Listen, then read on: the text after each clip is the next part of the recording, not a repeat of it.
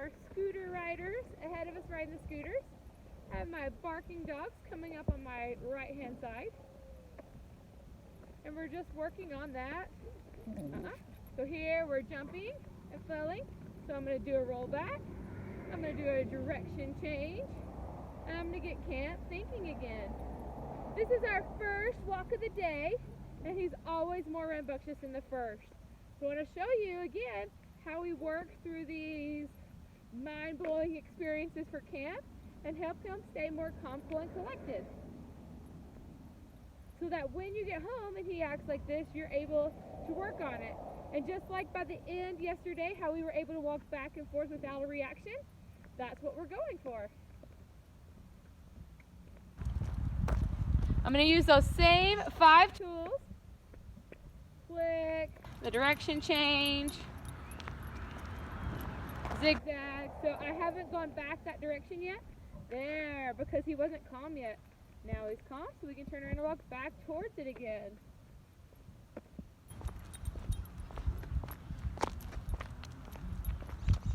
Using those flicks.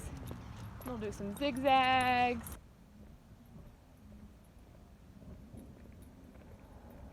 Get Camp focusing.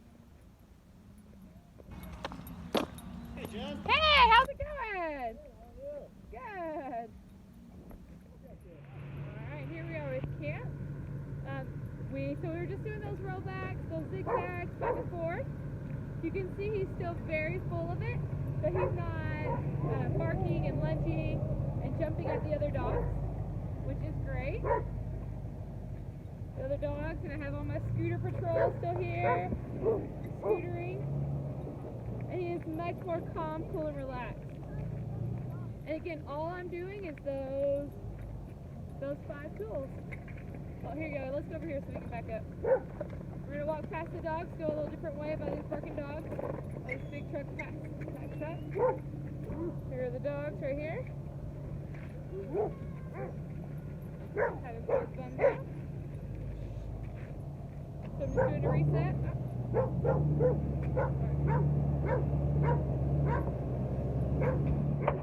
Alright, so we walked past those barking dogs a couple times. You saw in the beginning, Camp was pretty, oh, we didn't do a full roll back. Do you see how he's just walking backwards? There, I need to turn around and walk backwards. We have another dog just on this side of the fence.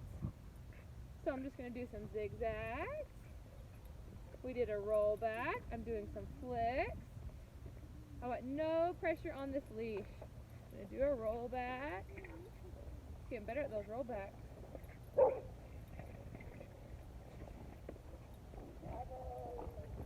We're just working on that nice loose leash. You see how I can still have my hand right there? Camp is creating pressure off and on, like kind of like stepping forward and whining. He really wants to get to the other dog. He's trying all my steps but not actually listening. So that's why I keep doing them over and over again. I want him to learn to listen to me, not to anticipate and not to govern himself at this time. I want him to learn to look to me before he reacts. So I'm just doing some zigzags here and some flicks at the same time. But if you can see, my arm and my leash is still in the same spot, even as I'm correcting. I'm not letting my arm get ahead or behind. I'm letting it stay just the same. So that as he's getting corrected, he's learning to still stay beside me. That's what I want. I eventually want that no reaction, loose leash walk beside me at all times.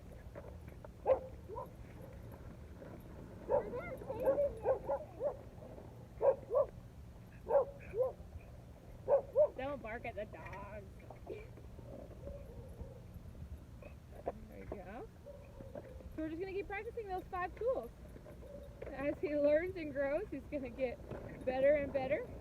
He's going to figure it out, but I have to use those tools so those in-between moments where the leash is loose will get longer and longer. We are nearing the end of our walk this morning, and you can see how long the loose leash is lasting now.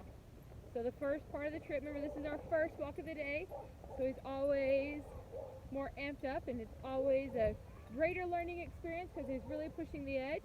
You can see how much more calm, cool, and collected he is just walking at this nice loose leash right beside me.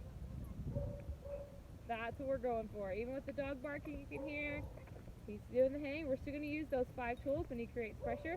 This is much better. So Camp and Sully are doing an awesome job. They've had their free play, they've had their training walk, and now we're at their bed. We're going to go briefly to reflect so we can go back to some free play and another training walk. They both go home today, so they have their leaving lessons today. So I want to get a couple quick videos in so I can send them to you before they come on how the pickup process works. Important things to remember. You know, I've gone over all the steps over and over again. You have all the tools you need. Just understanding they're doing awesome right now, and so this is the way we want them to go, and we want them to continue to progress past this point. When they first go home, you're going to see a lot of the behaviors you saw in the beginning of the videos, where they're getting off the beds, where they're pulling on the leash, where they're excitable with dogs. That's how we make those videos, so you can see how we correct, because they're going to do it when they get home to see if the rules are the same, because when they left, they didn't have those rules. Now they've learned the rules, but when they go home, will the rules still be the same? And you're going to go, yep, all the rules are the same. I'm going to use the same tools, the same techniques, the same pattern, and so then they'll pick it up really quickly and nicely. So making sure you follow the same pattern, and you follow those, so the pattern being those 4 steps, the free play, the training walk, the bed, reflect, and the steps of the 5 tools for getting them to walk on a loose leash, having them be on their beds at all time, or in their reflection space. So they're rocking it. We have people coming in and out. You heard Iris come in like howling or something, and Sully is like sleeping through it over there. And Camp is looking but didn't react or stand up. We've been knocking on the doors and just introducing them to all that high excitement, and they're doing a great job. All right, so here we are. Camp's headed out for his morning walk. Okay, so she's at the door. You can see it. She opens the door. He likes to try to stand up and encourage. There, oh, there. So she stands up. So as soon as he tries to stand up, she's going to close the door and give that gentle lift to remind him to stay calm and keep his bum down on the ground. Okay, so this is a great game to play. And it just repetition, right? We're trying to teach him that the door doesn't mean anything. The door opening does not mean go. The door opening does not mean he's ready to leave. Okay, he needs to wait for that physical cue of that gentle pull on the leash to remind him and kind of encourage him to move forward. So here's that gentle pull forward. Out he goes. Okay, and then she's going to give that gentle lift again on the outside of the door, so that low energy, that calm energy continues to the other side of the door. We don't want him thinking if he's calm inside the door, then he gets to bolt out and go crazy and get real excited. So we're going to go back to that calm, relaxed sit with that gentle lift of the leash you can see here on the other side of the door. And we're just going to continue. There we go. Until we get it there. Okay, so about as long as it took to get him to put that bum down, we're going to have him stay in that calm, relaxed sit with that bum down. You can see Jennifer moving her legs, moving her feet. Okay, if she was talking to a neighbor or something, we don't want him to wiggle with every step that she makes. Okay, we want him to wait patiently until he receives that physical touch, and off he goes. We're going to walk over here in front of these crazies for you. Yep. So we got a crowd of people over here. All the staff's out doing some morning exercises. Okay, we're just gonna let Camp go and enjoy walking through a crowd. You can see him stay right there on that loose leash.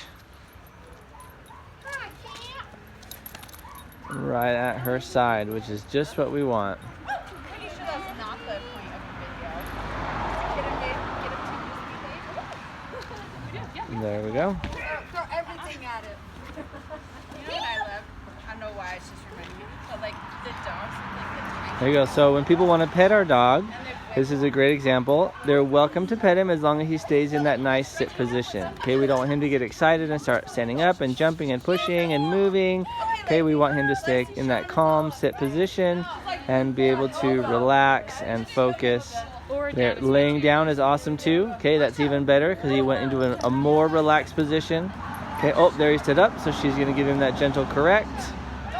Okay, and we're gonna continue practicing that nice, calm sit. Alright, so as you've seen in the videos, Camp is making some good progression and still has lots to learn. His reactions are getting better and better, but he still has them. However, through the 5 training steps, we're able to help him calm down and then be able to move through them. As you continue to do those 5 training steps, it'll start to be where the amount of time he's throwing his fit will be shorter and shorter and shorter, and eventually he won't throw a fit at all. So it's important that I'm showing you the fits and how I'm working through them, so you're able to carry that on when he goes home. He's doing much better with the patient sit. He can be pretty stubborn on putting his butt down to begin with, so you're going to want to just take your time. Don't force him to sit, don't get angry, don't get upset. Just plan on taking your time and letting him get that figured out. So you're going to lift up the weight of an apple, wait till he puts the thumb down, you're going to chill there for a little while, and then you can go forward. So just knowing you need to have patience with that. He's still really working on the door. Normally most dogs have got the door down by today. He is just, again, he's just impatient, and that's okay. That's part of his breed and personality. So you're going to want to make sure you plan time to practice the door so he can fully put his thumb down. Sometimes he'll do like a half squat, and you really want to watch that butt go all the way down. So watching for making sure that butt goes all the way down and just being patient. He's really got to build up that patience and that tolerance so that he's able to be calm, cool, and collected.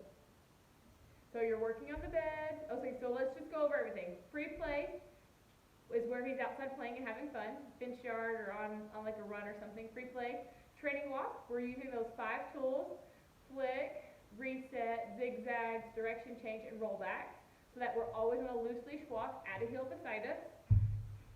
Bed, right now what we're doing, he is on his bed at all times while we're in the home.